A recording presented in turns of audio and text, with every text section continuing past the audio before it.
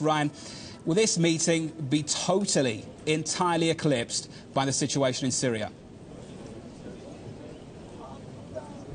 Well, you know, the Ukrainians and the Germans and the French will do their best to make sure that it isn't entirely eclipsed. But certainly that's what all of the journalists that are here want to know about. And I'm sure privately, Francois Hollande and Angela Merkel will also want to hear from Vladimir Putin about what his intentions are in Syria as we enter into the third day of Russia's bombing campaign. They're going to get a chance because the Russian president just arrived about 10 minutes ago and walked into a meeting with Francois Hollande. The French president met him outside of the palace here, and they're going to talk for an hour. I'm sure they'll discuss Ukraine, and we already know that they will discuss Syria. And after that, the Russian president will have a meeting with the German chancellor, and it is only after that that they will sit down for the four-party talks. So I think it's fair to say, John, that the issue of Syria is going to get a pretty serious hearing today in the conversations between at least the Germans and the French with the Russians. Ryan, as they go into that meeting, what I want to explore with you is the linkages between the situation in Ukraine and the situation as it develops in Syria. Are those two things going to become more and more connected in the months to come? You know, it's an interesting one.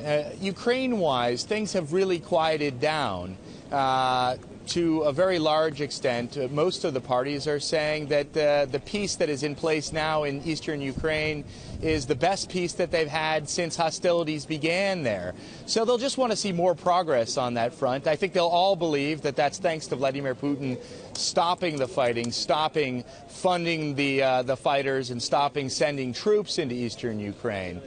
With the whole issue of Syria, which they'll try to keep separate, they'll simply want to know what he's going to do from here, because the French and the Germans have been pretty vocal in expressing their displeasure with the strikes thus far. I mean, the French defense minister was one of the first out that said that the Russians hit everybody but the Islamic State, and the French president has been very clear that he thinks Assad should go no matter what, which is obviously not what the Russians think. So they're going to be delinked, but, you know, if the Russian president, Russia plays ball in Ukraine, then it'll get more of a hearing, I suspect, on Syria.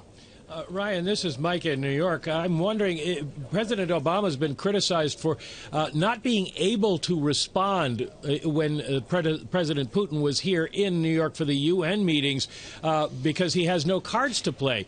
Do the Europeans have any cards to play with Putin that will influence him on either of these issues? That's a good question. I think they don't have very many cards. I mean, the cards that the Europeans have at this point are the sanctions that they imposed against Russia. Those are up for renewal come January. Obviously, Vladimir Putin will be lobbying behind the scenes. His diplomats will be lobbying for those sanctions to be, at a minimum, eased. I don't think anyone thinks that they could be removed.